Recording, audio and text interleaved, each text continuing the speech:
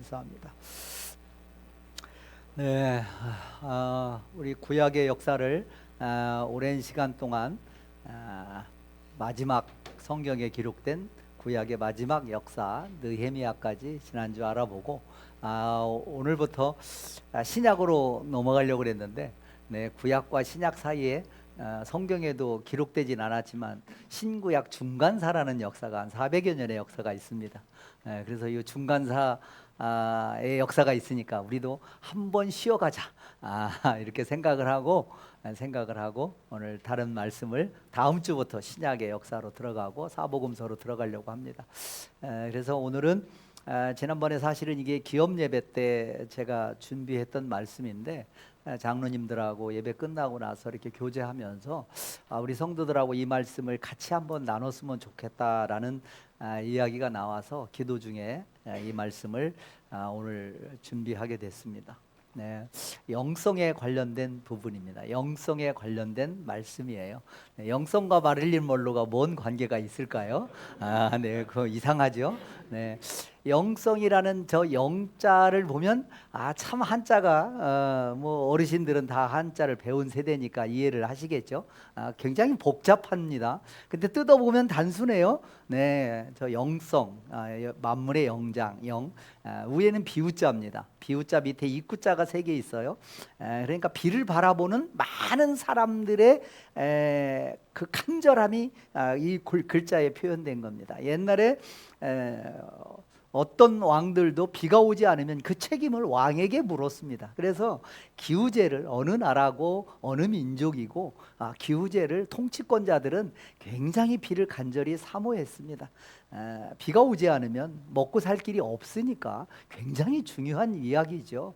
네. 그런데 그 일을 누가 담당하냐면 맨 밑에 입구자 3개 있고 밑에 무당무자예요. 그 역할을 누가 했냐면 과거의 역사적으로 무당들이 했습니다. 무당들이 그 역할을 했어요. 뭐 이름은 명칭은 상이하지만 전 세계 어느 민족이고 무당이 없는 영매라고도 하고 이런 존재가 없는 민족은 없습니다. 그 역할을 한 거예요. 즉 사람이 할 수 없는 일을, 사람의 능력을 초과되는 일을 그 누군가가 했습니다. 그걸 우리는 영이라고 불러요. 네, 영이라고 부릅니다. 인간은 육적인 존재, 정신적인 존재이면서 우리는 또한 영적인 존재입니다.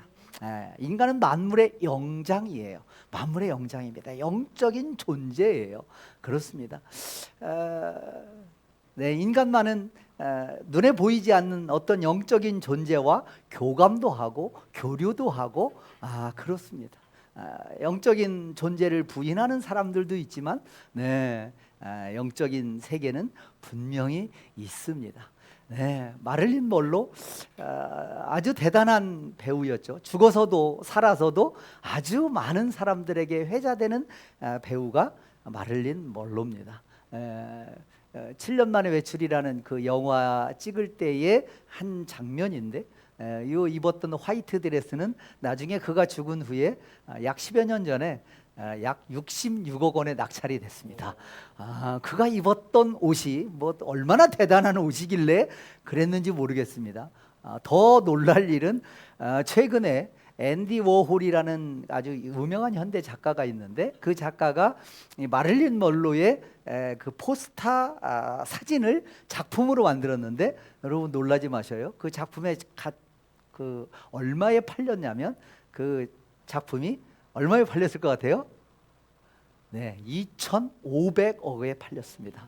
네, 마릴린 먼로의 포스터 이 사진을 작품으로 만든 앤디 워홀의 그 작품이 그렇습니다.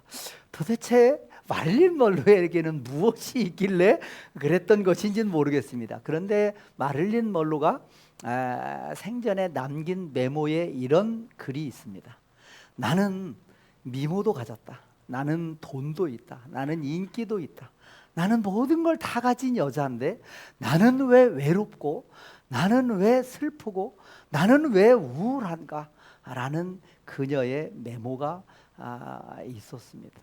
그녀의 메모대로 그녀는 36살이라는 나이에 그녀는 수면제를 과다 복용을 해서 결국은 스스로 목숨을 끊은 것이 아닐까라는 생각이 드는데, 어찌됐든 36살의 나이에 그녀는 이 세상을 떠났습니다. 모든 것을 다 가진, 전혀 부족함이 없을 것 같은 그 여인이 마음속에 채워지지 않은 그 부분은 도대체 어떤 부분이었을까요? 네, 파스칼이라는 학자는 유명한 빵세라는 책을 쓰기도 했던 그 부분은, 그분이 그런 말을 했습니다. 내 마음속에는, 아니 인간의 마음속에는 이 세상의 어떤 것으로도 채울 수 없는 한 부분이 있다라고 이야기를 했습니다. 네, 그 부분은 오직 예수 그리스도만이 채울 수 있다라고 이야기했습니다. 여러분은 어떠십니까? 여러분의 마음속에는, 여러분은 지금까지 웬만큼 우리 도윤이, 민준이, 그다음에 영우를 빼놓고는 웬만큼 살아봤잖아요. 어떻습니까? 뭐 이것저것 다 해보신 분도 계시고 애길 인생을 걸어오신 분들도 계시겠지만 어떻습니까? 만족합니까? 네. 완벽하게 여러분의 삶의 모든 것이 충족이 되셨나요? 네. 인간은 원래부터 영적인 존재였기에, 사실은 영적인 부분이 채워지지 않으면 인간은 영원히 행복할 수 없는 존재입니다. 그래서 자신의 영적인 부분을 찾는 것이 우리에게는 소중합니다. 소중해요. 이어령, 우리나라 지금은 돌아가셨지만 우리나라 최고의 지성인이 이어령 씨입니다. 자타가 공인하는, 그 이어령 씨가 마지막에 예수를 믿었습니다. 그분이 예수를 믿었어요. 인간의 힘으로 어찌할 수 없다는 그 현실과 사실 앞에서 그는 자기가 갖고 있던 그 대단한 지성이, 자기가 최고의 지고지선으로 생각했던 그 지성이 결코 해결할 수 없는 문제가 있다라는 것을, 그는 그 문제 앞에서 좌절하고 그는 넘어질 수밖에 없었습니다. 자기의 사랑하는 딸 미나가 암에 걸렸습니다. 그리고 얼마 안 있어서 또 실명할 거라는 상황 앞에서 그는 자기가 갖고 있던 지성이 너무나 힘이 없는 무력함을 그는 느낄 수밖에 없습니다. 그래서 하나님 앞에 기도합니다. 하나님, 내 딸의 빚을 거두어 가지 않으신다면 내가 남은 생에 하나님을 위해서 충성하겠습니다 라고 이어령 씨는 고백합니다. 그리고 그는 지성에서 영성으로 라는 또 책을 쓰고, 그리고 그가 예수 그리스도를 영접하고 하나님의 자녀로서의 또 삶을 살다 갔습니다. 여러분이 잘 아는 제비가 있죠. 네, 그 강남에서 노는 제비 말고요. 요즘은 도윤이 제비 본 적 있니? 요즘 젊은이들은 제비를, 왜냐하면 집에 날라오지를 않기 때문에 제비가. 네. 저희들은 어렸을 때 제비와 함께 살았잖아요. 놀부와 흥부도 제비 덕에 또 이렇게 대박나기도 했고. 네. 제비는요, 야생입니다. 그런데 제비는 유일하게 모든 새가 인간을 두려워합니다. 인간을 피해서 집을 짓습니다. 그런데 누가 길들이지 않았는데 제비만은 인간이 살고 있는 집에 집을 짓습니다. 집을 짓습니다. 인간이 자기를 해치지 않는다는 것을 제비는 유전적으로, 본능적으로 알고 있습니다. 인간의 사는 곳에 자기 제비집을 지으면 그곳이 인간이 자기를 해하지 않을 뿐만 아니라 외부로부터 오는 위협을 그 인간이 그 집에 집을 지으면 막아준다는 것을 제비는 알고 있었던 겁니다. 그래서 대대로 제비는 그렇게 인간이 살고 있는 집에 집을 짓고 둥지를 틀고 새끼를 낳고 왔다 갔다 했던 것이죠. 네. 우리가 알지 못하는, 우리가 이해하지 못하는, 우리가 논리적으로 설명할 수 없는 영적인 세계가 있습니다. 우리는 그것을 영적인 세계, 그리고 인간은 영성이 있어서 그것을 이해하기도 하고 교류하기도 하고 느끼기도 하고 그런 존재가 우리 인간이 아닐까 싶습니다. 오늘 설교의 제목이 놀라운 영성의 소유자, 이렇게 정했습니다. 네. 오늘 본문이 시편 42편입니다. 42편입니다. 42편은 고라 자손의 시입니다. 네, 고라자손의 시를 몇 편 살펴볼 건데, 네, 시편의 기자들은 놀라운 영성의 소유자들입니다. 대부분 다윗이 지은 시가 많습니다. 다윗은 놀라운 영성의 소유자입니다. 10년 광야 생활을 통해서 그는 놀라운 영성의 소유자가 되었습니다. 그리고 10여 편의 놀라운 고라 자손의 시가 그 시편에 기록이 되어 있습니다. 그런데 그 시편 모두가 한결같이 놀라운 영성을 보여주고 있습니다. 오늘 본문으로 선택한 시편 42편 1절에서 5절의 말씀을 우리 한 목소리로 같이 한번 읽어보겠습니다. 하나님이여, 사슴이 시냇물을 찾기에 갈급함같이 내 영혼이 주를 찾기에 갈급하니이다. 내 영혼이 하나님 곧 살아계시는 하나님을 갈망하나니 내가 어느 때에 나아가서 하나님의 얼굴을 배울까? 사람들이 종일 내게 하는 말이 내 하나님이 어디 있느냐 하오니 내 눈밀이 주야로 내 음식이 되었도다. 내가 전에 성의를 지키는 무리와 동행하여 기쁨과 감사의 소리를 내며 그들을 하나님의 집으로 인도하였더니 이제 이 일을 기억하고 내 마음이 상하는도다. 내 영혼아, 내가 어찌하여 낙심하며 어찌하여 내 속에서 불안해하는가? 너는 하나님께 소망을 두라. 그가 나타나 도우심으로 말미암아 내가 여전히 찬송하리로다. 네, 시편 42편은 고라자손의 시입니다. 누군지는 알 수 없지만 고라자손의 시다라고 되어 있습니다. 사슴이 시냇물을 찾기에 갈급하죠. 네, 사슴이 시냇물을 찾지 못하면 사슴은 죽습니다. 네, 갈증이 있다는 것은, 갈망이 있다는 것은 아직 그가 살아 있다는 뜻이겠죠. 네, 그가 물을 만나지 못하면 그 사슴은 죽습니다. 네, 살기 위해서 물을 찾는 그 갈급한 심령처럼 고라자손은 내 영혼이 주를 찾기에 갈급하나이다라고 외치고 있습니다. 여러분은 무엇에 갈급해하고 계십니까? 여러분은 어떤 것에 갈증을 느끼고 계십니까? 여러분들이 느끼는 갈증이, 여러분들이 갈급해하는 그것이 여러분의 미래를 결정할 겁니다. 그것을 찾아서 그것을 추구하며 그것을 사모하며 나아가겠죠. 영적인 갈급함을 느끼고 영적인 갈급함을 사모하며 영적인 갈급함으로 이 땅에서 살아가시는 저와 여러분 되기를 간절히 소원합니다. 이런 갈증을 느낀다는 것은 건강하다는 이야기입니다. 네, 건강하니까 갈망이, 소원이 있는 거예요. 네, 아프면요, 여러분 아파보셨잖아요. 딴 생각 나요? 이것저것 건강할 때 하고 싶었던 것들 막 이것도 하고 싶고 저것도 하고 싶고 막 그런 욕망이 막 샘솟도 쏟아 납니까? 아니에요. 병원에 누워 있으면요, 네, 지금 이 자리만 훌훌 털고 일어나면 더 이상 소원이 없겠다라고 말을 하지요. 네, 갈증을 느낀다는 건 건강하다는 이야기입니다. 네, 특별히 육적인 갈증, 정신적인 갈증을 넘어서서 영적인 갈증을 느끼시는 저와 여러분 되기 바랍니다. 마태복음 5장에 보면 팔복의 하나 중에 의에 줄이고 목마른 자는 복이 있다 없다? 복이 있다. 의에 줄이고 목마른 자, 영적인 갈급함이 있는 자는 복이 있다. 네, 하나님을 찾는 자는 복이 있다라고 성경에선 이야기하고 있습니다. 그 외에 고라자손의 많은 시편이 참 우리를 많이 울리고 우리 마음을 심금을 울립니다. 네, 시편 46편 1절에 보면 다 고라자손의 시입니다.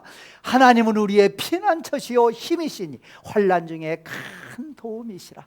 네, 저와 여러분이 어려움 당할 때, 저와 여러분이 힘든 일을 당할 때 여러분은 어디로 피하시나요? 여러분은 어디 가서 그 문제를 해결받나요? 네, 선거철만 되면 정치인들이 내가 당선이 될 건지 안 될 건지 가서 묻는 곳으로 가면 되겠습니까? 안 되겠습니까? 안 되겠죠. 그런 데를 찾아다니면 내가 이번에 투자를 하면 대박이 날 것 같습니까? 안 날 것 같습니까? 하나님께 물으시기 바랍니다. 하나님께 묻고 하나님께 매달리고 하나님께 의뢰하고 하나님과 상의하시는 저와 여러분 됐으면 좋겠습니다. 너희는 가만히 있어 하나님 됨을 알지어다. 네, 하나님은요, 저와 여러분이 무엇을 하는 것을 통해서 하나님이 뭘 이루시는 분이 아니십니다. 다만 하나님의 하나님됨을 아는 것을 우리에게 원하시는 거예요. 하나님을 하나님으로 인정하고 하나님을 하나님으로 알고 하나님을 하나님으로 알고 경외하시는 저와 여러분 되시기 바랍니다. 하나님은 영원히 우리 하나님이시니 그가 우리를 죽을 때까지 인도하시리다라고 고라 자손들은 이런 시편을 통해서 하나님을 갈망하고 하나님을 간절히 구하는 고라 자손의 시편 84편 10절 마찬가지 고라 자손의 시인데 주의 궁정에서의 한날이 다른 곳에서의 첫날보다 낫다라고. 그래서 하나님의 차라리 성전에 문지기로 있는 것이 좋다라고 고라 자손은 고백하고 있습니다. 네, 여러분 주의 궁정에서의 한날이, 교회에서의 한날이 세상 쾌락을 누리면서 사는 첫날보다 나은 줄 믿으십니까? 네, 그런 저와 여러분 되기 소원합니다. 네, 여호와여 오직 내가 주께 부르짖어 싸우니 아침에 나의 기도가 주의 앞에 이르리이다. 네, 저와 여러분의 간절한 기도를 들으시는 하나님과 늘 핫라인이 연결되어 있고 그 하나님께 늘 간구하고 기도하고 그래서 하나님과 긴밀한 교제를 나누시며 교통하시는 저와 여러분 되기를 원합니다. 네, 고라 자손은 이렇게 귀한 수많은 많은 시편을 절절히 남겼는데 도대체 고라 자손들은 어떻게 그렇게 놀라운 영성의 소유자들이 되었을까? 그런데 이스라엘 역사에서 사실 고라라는 이름만큼 우리를 슬프게 하는 이름은 사실은 없을 겁니다. 고라의 반역 사건이 기록된 성경이 민수기 몇 장이에요? 16장입니다. 네, 민수기 16장 다 읽어오셨죠?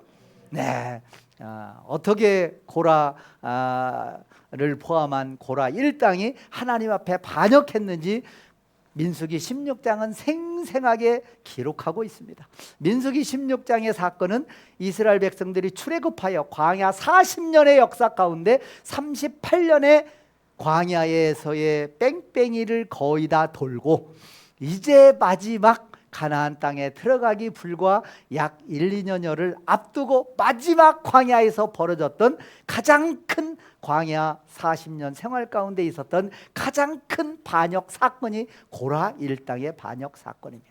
그게 바로 민수기 16장에 나와 있습니다. 16장 1절 2절에 보면 이렇게 시작하죠. 레위의 증손 고핫의 손자 고라와 고라를 레위의 증손이고 고핫의 손자라고 이야기하고 있습니다. 그리고 다른 루벤 자손 다단, 아비람 그리고 온 이 사람들이 탕을 지었다.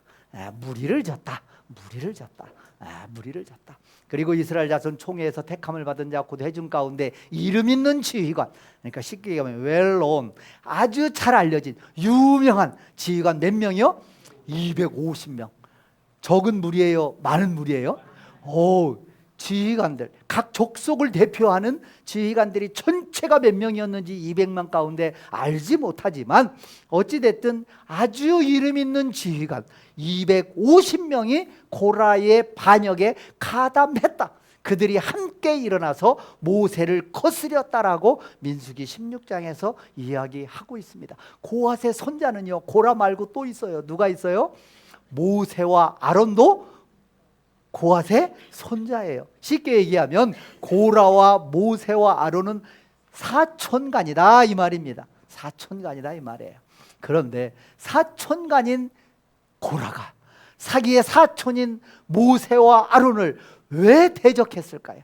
똑같은 레위인들인데 성경에서 분명하게 이야기하고 있지는 않지만 40년 동안 광야 생활 가운데 그들이 지치고 힘들어서 일 수도 있지만 자기의 사촌인 모세와 사촌인 아론은 많은 백성들의 추앙을 받으며 리더로서 제사장으로서 최고의 지도자로서 추앙을 받고 존경을 받고 사명을 잘 감당하는 것 같은데 나는 맨날 뒤치다거리만 하고 있으니 무언가 마음속에 불편함이 고라에게 있지 않았을까?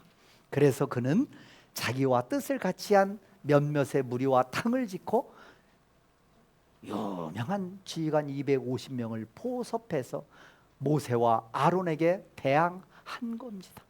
민수기 13장에 보니까 그들이 모여서 모세와 아론을 거슬립니다. 그러면서 시비를 걸기 시작합니다. 너희가 분수에 지나도다. 너희가 과하도다. 너희가 어찌하여 여호와의 총에 의해 스스로를 높이느냐라고 비난하기 시작합니다. 그러면서 민수기 16장 13절에서 네가 우리를 젖과 꿀이 흐르는 땅에서 이끌어내어서 광야에서 죽이려 함이 어찌 작은 일이냐. 광야에서 40년 동안 지치고 지쳐서 이제는 더 이상 우리를 죽게 하려고 하느냐라고 지금 대항하는 겁니다. 대항하는 겁니다. 그러면서 스스로 우리 위에 네가 왕이 되려 하느냐라고 고라 일당이 모세와 아론을 대항해서 지금 이야기하고 있는 겁니다. 네, 작은 시기와 작은 질투가 큰 사건을 일으키고, 그리고 그 큰 사건은 나중에 걷잡을 수 없는 수많은 하나님의 심판을 받아서 어마어마한 많은 사람들이 죽게 되는 역사가 우리는 민수기 16장을 통해서 우리는 알 수 있습니다. 네. 작은 시기와 원망과 질투가 때로는 우리를 집어 삼킬 때가 있다는 것을 우리는 꼭 기억해야 됩니다. 기억해야 됩니다. 그래, 모세가 그때 어떻게 대응해요? 모세의 주특기는 뭐예요? 납작 엎드리는 겁니다. 누가 시비 걸면 하나님 앞에 납작 엎드리는 겁니다. 기도하는 거예요. 모세가 노했습니다. 아마도 노했을 것도 같아요. 이런 상황에서 노하지 않을 수 없었을 겁니다. 그리고 여호와께 여쭙습니다. 기도합니다. 주는 그들의 헌물을 돌아보지 마옵소서. 나는 그들의 나귀 한 마리도 뺏은 적이 없습니다. 그들 중에 한 사람도 해한 적이 없습니다. 라고 민수기 16장 15절에서 이야기하고 있습니다. 네. 모세는 하나님 앞에 부끄러움이 없다라고 늘 하나님 앞에 그렇게 아랬던 것 같습니다. 그래서 모세는 하나님께 기도하고, 그렇다면 반역을 일으킨 그 무리들을 하나님 앞에 아론과 고라 일당 모두 화로를 들고 회막문 앞에 서게 합니다.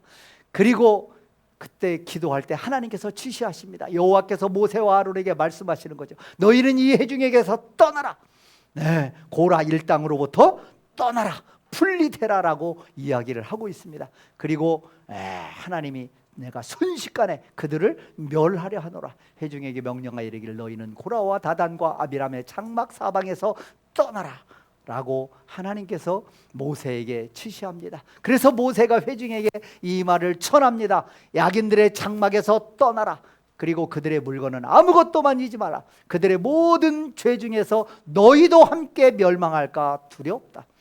그래서 무리가 고라와 다단과 아비람의 장막 사방에서 떠나게 됩니다. 그리고 다단과 아비람은 그들의 처자와 유아들과 함께 자기의 장막문에 섰다라고 이야기하고 있습니다.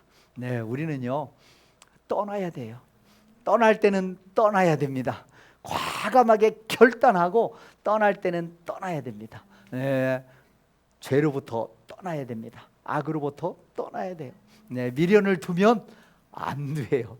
그럴 때는 미련을 두면 안 됩니다. 그런데 이 말씀 중에 잘 보면 고라와 다단과 아비람 나머지 떠나라.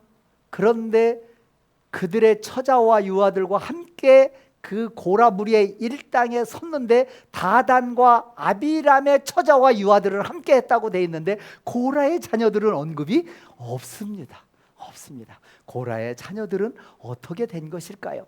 네, 그래서 모세가 선포합니다. 민수기 16장 30절에서 만일 여호와께서 새 일을 행하사 땅의 입을 열어 이 사람들과 그들의 모든 소유물을 삼켜 산채로 서울에 빠지게 하시면 이 사람들이 과연 여호와를 멸시한 것인 줄을 너희가 알리라.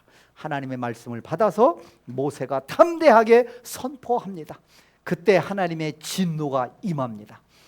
그가 이 모든 일을 마치자마자, 모세가 그 모든 일을 하나님의 말씀대로 선포하자마자 그들이 섰던 고라 일당에 섰던 땅바닥이 갈라집니다. 그리고 그 땅이 입을 열어서 고라에게 속한 모든 사람, 그들의 재물을 삼킵니다.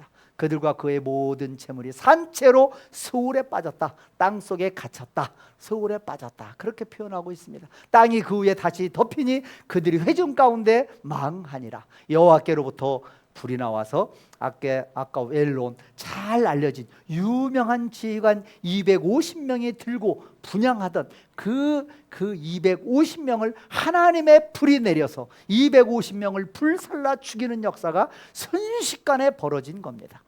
얼마나 백성들이 아우성치고 놀랬을까요?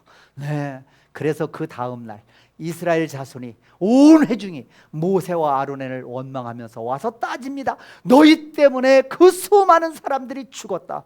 그 유명한 찬란 그 지휘관 250명이 불타 죽었다. 그러면서 모세와 아론에게 달려들면서 모세와 아론을 칩니다. 그때 하나님께서 진노하십니다. 그래서 전염병이 시작됩니다. 그래서 고라의 일로 죽은 자보다 연병으로 죽은 자가, 전염병으로 죽은 자가 훨씬 더 많습니다. 무려 몇 명이요? 14,700명이 전염병으로 죽게 되는 사건이 있었던 겁니다. 누가 잘못했나요? 무엇이 문제인가요? 네, 어쩌면 그 14,700명이라는 사람들은 자기 주변에서 함께 있었던 동료와 그런 사람들이 한꺼번에 죽는 걸 보고 모세를 아론을 원망했을 겁니다. 그런데 그 원망이 하나님을 향한 원망이었기에 하나님께서는 진노하셨고 하나님께서 원망하는 자들을 치셨습니다. 14,700명이나 전염병으로 죽게 되는 사건이 있게 되었습니다. 이 일을 통해서요, 우리는 교훈을 얻어야 됩니다.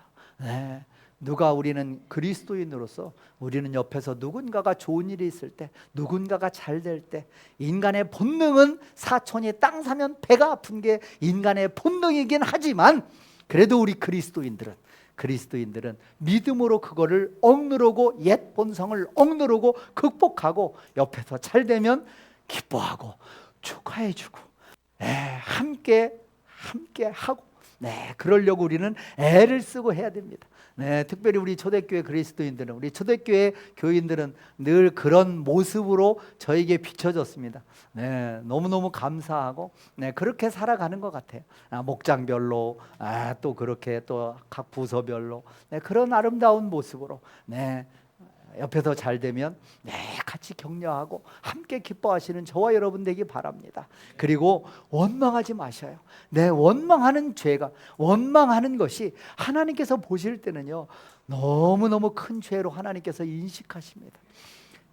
다른 사람을 향한 원망 같지만 그 본질을 파고 들어가면 하나님을 향한 원망이라고 하나님께서 판단하신 겁니다. 모세와 아론을 대적한 것이 하나님을 대적한 것이라고 하나님은 바라보신 겁니다. 하나님의 말씀을 거역한 것이 하나님을 거역한 것으로 하나님은 바라보시고 생각한 것이죠. 원망하지 않으시는 저와 여러분 되기 바랍니다. 힘든 상황과 여건 속에 계실지라도 원망하기보다는 그 상황 속에서 하나님의 섭리를 발견하시고 하나님의 섭리를 찾으시고 하나님께 감사하시는 저와 여러분 됐으면 좋겠습니다. 놀라운 영성의 소유자 고라 자손, 그들은 어떻게 영성의 소유자가 되었나? 그들은요, 악에서 떠났습니다. 민수기 16장 24절에서 여호와께서 너희는 고라와 다단과 아비람의 장막 사방에서 떠나라 라고 말씀을 하셨습니다. 그 말씀이 있었을 때 고라의 자녀들은 고라를 떠났습니다. 민수기 26장 10절 11절에 이렇게 기록되어 있습니다. 땅이 그 입을 벌려서 그 무리와 고라를 삼키매 그들이 죽었고 당시의 불이 250명을 삼켰다. 그런데 고라의 아들들은 죽지 아니하였다라고 민수기 26장 11절에서 이야기하고 있습니다. 자세한 배경과 내용은 설명하고 있지는 않지만 고라의 자녀들은 아버지가 잘못된 길을 걷고 있다는 것을, 아버지가 잘못되었다는 것을 그들은 알았습니다. 그들은 느꼈습니다. 그때 모세를 통해서 전해진 하나님의 메시지, 그로부터 떠나라 라고 했을 때 고라 자녀들은 아버지로부터 떠났습니다. 쉽지 않았을 겁니다. 아버지와 대적한다는 것이, 아버지와 갈라선다는 것이, 자기의 혈육과 갈라선다는 것이 쉬운 일이겠습니까? 그렇지 않습니다. 그런데 고라의 자녀들은 하나님의 준엄한 말씀을 따라서, 그 말씀을 따라서, 그 말씀에 의지하여, 그 말씀이 옳다라고 생각하고 고라의 자녀들은 떠났던 겁니다. 그래서 고라의 아들들은 죽지 아니하였습니다. 그 일로 이스라엘 역사 가운데 고라 자손, 고라 일다의 반역으로 고라 일당 함께 당을 지었던 사람뿐만 아니라 지휘관 250명, 그리고 수만 명이 죽었으니 그 파급 효과가, 그 역사가, 그 역사의 상처의 흔적이 얼마나 오래 갔겠습니까? 얼마나 고라 자손들을 향하여, 고라를 향하여 원망하며 손짓했겠습니까? 고라 자손들은 어떤 마음으로 살아갔을까요? 고라 자손들은 어떤 마음으로 살아갔을까요? 네. 그 이후에 시편과 역사서를 통해서 고라 자손들은 얼마나 하나님 앞에 엎드리고 회개하고 통회하고 자복하고 하나님을 갈망했는지 모릅니다. 아마 어쩌면 고라 자손들은 우리 아버지가, 우리 조상이 잘못한 그 하나님 앞에 반역했던, 수많은 이스라엘 백성들을 죽게 했던 그 반역 사건들을 가슴에 새기면서 내 잘못이다, 우리의 잘못이다, 이를 어찌할꼬 이를 어찌할꼬 늘 통회하며 자복하며 이제는 사는 길이 하나님을 만나는 길이요, 하나님께 순종하는 길이요, 하나님께 나아가는 길임을 그들은 아마도 간절히 기도하며 살았던 것 같습니다. 역대하 20장 19절 21절에 보면 여호사밧 시대 때입니다. 오직 하나님만을 찬양했던 고라 자손들의 후손의 이야기입니다. 이스라엘 백성과 모압과 암몬 연합군과 전쟁을 할 때 고라 자손이 주축이 된 성가대가 군대 앞에서 행진합니다. 고핫 자손과 고라 자손에게 속한 레위 사람들은 서서 심히 큰 소리로 이스라엘 하나님 여호와를 찬송하니라. 예복을 입히고 군대 앞에서 행진하며 여호와를 찬송했다라고 이야기하고 있습니다. 고라 자손들은 주로 성가대에서, 성전에서 하나님을 찬양하는 역할을, 성전에서 여러 문지기라든지 성전을 돕는 여러 가지 일들을 고라 자손들은 담당했습니다. 그들은 하나님을 찬양하면서, 늘 성전에서 하나님을 찬양하면서 어떤 마음으로 하나님을 찬양하고 그 일을 감당했을까요? 대대손손 고라 자손들은 하나님을 찬양하는 일을 게을리하지 않았습니다. 그의 자녀들은, 고라 자손들은 주의 성전을 사모했습니다. 아까 함께 보았던 시편 84편 1, 2절에 만군의 여호와여 주의 장막이 어찌 그리 사랑스러운지요, 내 영혼이 여호와의 궁전을 사모하며 세약하며 내 마음과 육체가 살아계시는 하나님께 부르짖나이다. 처절하게 영적인 갈급함을 가지고 하나님을 부르짖는 고라 자손들의 이 부르짖음을 우리는 시편 84편을 통해서 느낄 수가 있습니다. 고라 자손들은 주의 성전을 사모했습니다. 하나님을 갈망했습니다. 그들이 얼마나 주의 성전을 사모했는지 역대상 9장 19절에 보니까 고라의 자손이 수종드는 일을 맡아 성막문들을 지켰으니 그들의 조상들도 여호와의 진영을 맡고 출입문을 지켰다. 성전 맡는 일을 누가 대대로 했다고요? 고라의 자손들이. 원래 옛날 성전 문이든 성곽 문이든 그 문은요, 아무한테나 맡기지 않습니다. 가장 신뢰하는 자에게 맡기는 거예요. 그 거대한 바벨론이 페르시아 제국 내에서 반란을 일으켰을 때 그 바벨론 성은 그 누구도 무너뜨릴 수 없는 어마어마한 성이었습니다. 그런데 그 바벨론 성이 나중에는 결국은 내부로부터 문이 열려서 그 반란을 진압하게 되는 역사가 있었습니다. 아무나 문지기를 시키지 않습니다. 가장 신뢰하는 자에게 문지기를 시키는 것이죠. 고라 자손은 철저하게 하나님 앞에 영적인 갈급함을 가지고 성전에서 정말 굳은 일을 최선을 다해서 감당했던 것을 우리는 성경의 여러 역사와 시편을 통해서 우리는 알 수가 있습니다. 어떻게 할 것인가? 우리는 지성에서 어디로 옮겨가야 된다? 영성으로 옮겨가야 된다. 옮겨가야 된다. 네, 지성은 예측 가능한 것을 믿는 것이 우리의 지성일 겁니다. 영성은요, 예측할 수 없는 것, 우리가 알지 못하는 것, 눈에 보이지 않는 것을 통한 믿음이 영성입니다. 네, 가장 지성에서 영성으로 옮겨간 가장 대표적인 사람이 성경에 누구예요? 사도 바울입니다. 사도 바울은요, 최고의 지성을 가진 사람이었습니다. 당대 최고의 석학 가말리엘의 문화생이었어요. 그는요, 율법대로 사는 것이 자기의 삶의 기준이요, 모토요, 철학이었습니다. 가치관이었어요. 그것이 지고지선의 삶이라고 늘 생각했습니다.